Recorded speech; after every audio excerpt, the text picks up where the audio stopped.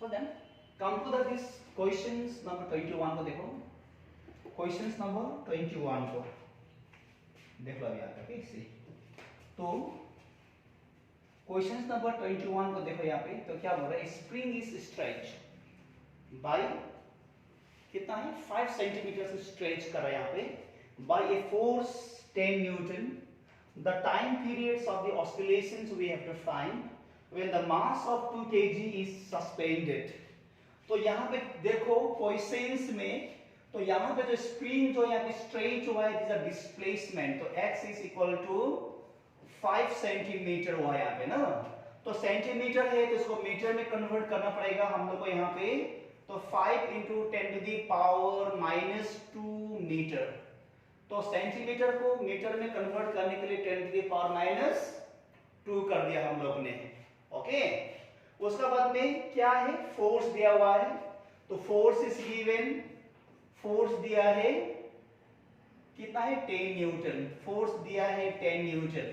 और हम लोग को क्या चाहिए, और मास भी दिया है यहाँ पे, मास इज सस्पेंडेड है, या कितना है 2 kg मास है यहाँ पे सस्पेंडेड है।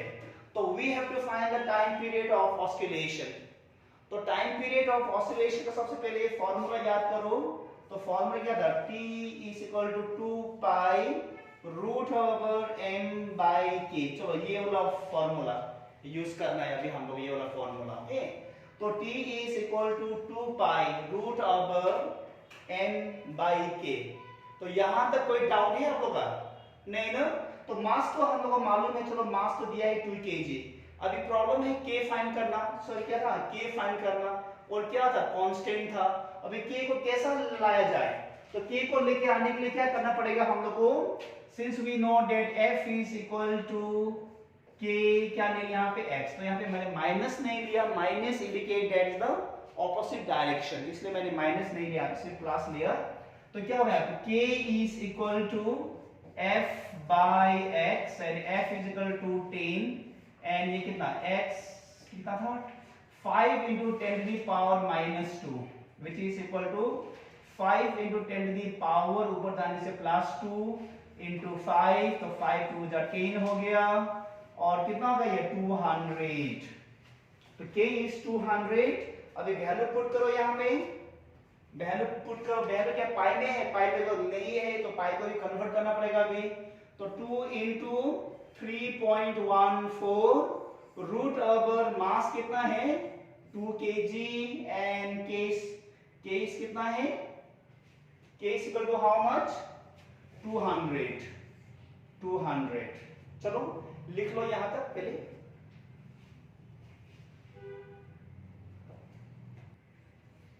देखो अभी उसका बाद में क्या करो, यहाँ पे t है, t is equal to 2 into 3.14। तो 2 से कैंसिल कर इसको, 2 1 जा 2, 2 इंटू 100, तो 1 का स्क्वायर रूट 1 ही होगा, 1 का स्क्वायर रूट 1, 1 का स्क्वायर रूट 1, एंड 100 का स्क्वायर रूट कितना होगा 10 होगा। Then how much it is, 2 4 जा 8, 2 1 जा 2, पॉइंट कितना होगा 6 बाई 10, तो 0.628 सेकेंड दिया है आंसर ऑप्शन में। इट इज गिवन और नॉट, कौन सा ऑप्शन है, ऑप्शन कहां पे है, ऑप्शन ए। देखो यहाँ पे मतलब राइट आंसर। देखो यहाँ पे कैलकुलेशन, जो एंट्रेंस एग्जाम में जो क्वेश्चंस आता है कैलकुलेशन कॉम्प्लिकेट नहीं देता इतना, ताकि टाइम आप लोगों को लेस दिया होगा मगर ज्यादा कॉम्प्लेक्स, जितना प्रैक्टिस में क्वेश्चन टफ होता है मतलब उसी टाइप का नंबर्स नहीं दिया होगा एग्जाम में, ताकि आप लोग जल्द से जल्द मतलब कैलकुलेशन आप लोग कर लोगे। ओके,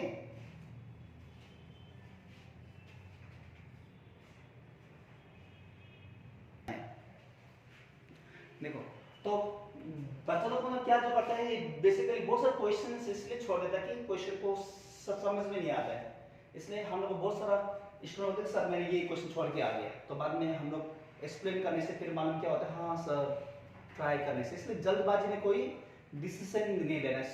ओके, तो एग्जाम जितना भी इजी क्वेश्चन है पहले कर लेना फटाफट, जो थोड़ा सा आपको लगता है कि ट्रिकी है, थोड़ा सा कॉन्सेप्ट ज्यादा दिया, इसको लास्ट के लिए टाइम रखना है, लास्ट के लिए। तो देखो, तो ये क्वेश्चन में देखो, क्वेश्चन नंबर 23 को हम लोग देख रहे हैं। अभी देखो यहाँ पे सुनाओ, टू पेंडुलम्स ऑफ लेंथ, दो पेंडुलम में एक का लेंथ कितना है 121 है। सपोज करो दो, एक है 121, चलो यहाँ पेंडुलम है तो 121 लेंथ इसका, ओके, और एक है जिसका कितना है 100 पेंडुलम है, तो ये कितना है 100 सेंटीमीटर लेंथ है इसका।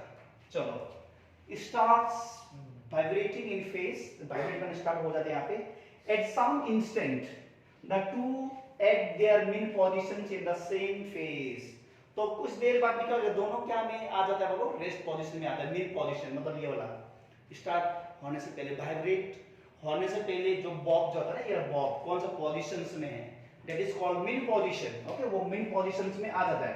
The minimum number of the vibrations of the shorter pendulum after which the two are again in phase at the mean position, तो इसका कितना बार क्या हुआ बोलो, वाइब्रेट हुआ, वही मतलब पूछ रहा है यहाँ पे शॉर्ट वाला। तो मीन पोजीशंस आने से पहले ये जो कितना बार मूव किया, वाइब्रेट किया, तो that we have to find only, okay. चलो तो यहाँ पे उसका बाद में, चलो अभी यहाँ पे क्या देखो, टाइम पीरियड का बात करें, यहाँ पे टाइम पीरियड है shorter time, okay, the minimum numbers. सबसे पहले हम लोग देखेगा टाइम पीरियड देखेगा यहाँ पे, तो टाइम पीरियड और लेंथ में रिलेशन क्या है, टाइम पीरियड और लेंथ में रिलेशन क्या है, what is the relation in time period with length, yes क्या था बोलो, ये तो time period is equal to क्या था formula, 2 pi root over L by क्या था जी। इसका मतलब ये होगा time is directly proportional to root over L, है ना, नहीं है, तो टाइम इज इक्वल टू, इसको यहाँ पे कांस्टेंट ले लिया, रूट ओवर एल ले लिया, तो time period for the shorter, S का मतलब है शॉर्टर के कांस्टेंट ले लो, रूट ओवर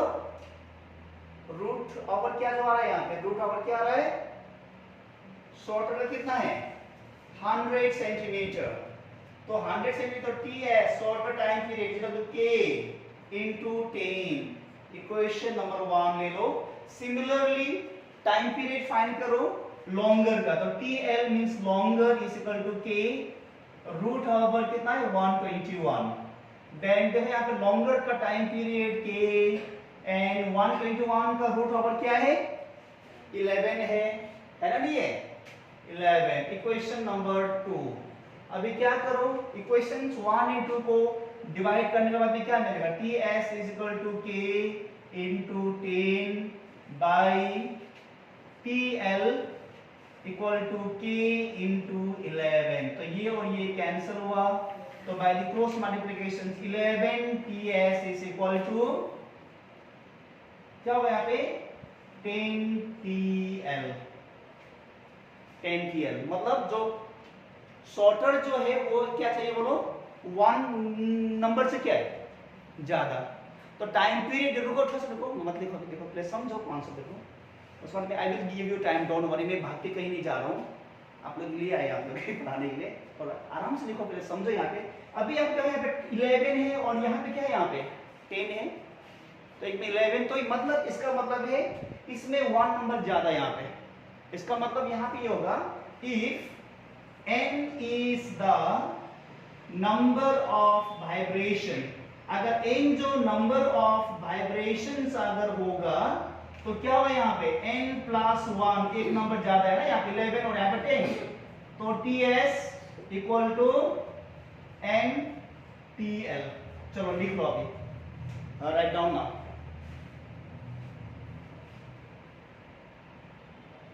देखो अब यहाँ पे नाउ से उसके बाद में क्या करना है, अभी देखो यहाँ पे n प्लस 1, देखो n प्लस 1, तो time period of the shorter 2 pi root over l, shorter कितना है 100 by g equal to n into 2 pi root over 121 by g, तो ये 2 पाई विल गेट कैंसल, तो n प्लस 1 इंटू इसका 10 होगा, 100 का रूट ओवर 10 एंड रूट ओवर g नीचे में आएगा, रूट ओवर g। उसी तरह यहाँ पे होगा n 11 बाई रूट ओवर जी, तो ये और ये दोनों कैंसिल हुआ। तो अभी यहाँ पे क्या होगा, यहाँ पे देखो 10 इंटू एन, 10n, 10 इंटू 1 जा 10 इक्वल टू 11n। 11 क्या हुआ, n हो गया। तो उसको भेज दो वहां पे, अभी देखो यहाँ पे तो क्या होगा यहाँ पे, सी इसको भेज दो वहां पे, तो क्या होगा 10 is equal to 11n minus 10n, तो therefore n is equal to 10। तो आंसर आप लोग का रहा ऑप्शन बी देखो यहाँ पे। तो minimum number of the vibrations हम लोग को मिल गया 10। देखो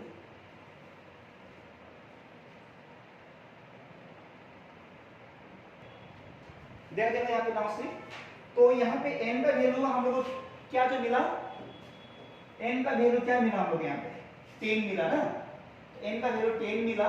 तो क्वेश्चन में पूछ रहा है क्या किया यहाँ पे बोलो, minimum number of vibrations of the sorter. तो सॉर्टर के लिए 10 प्लस, अब तो ये जो तो बोल रहा था, ओके ओके।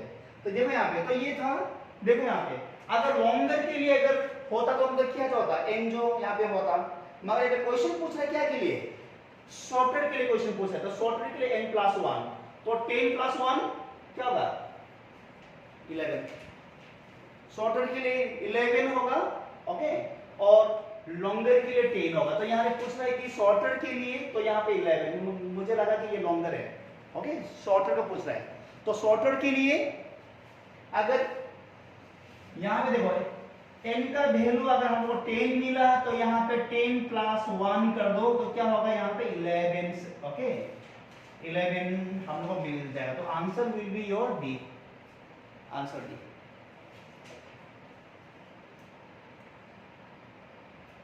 कैचिंग करो तुम ठीक से, देखो अब यहाँ पे से देखो ये क्वेश्चन में क्या बोला है, बोलो चलो क्या करना है, क्या है the phase difference between displacement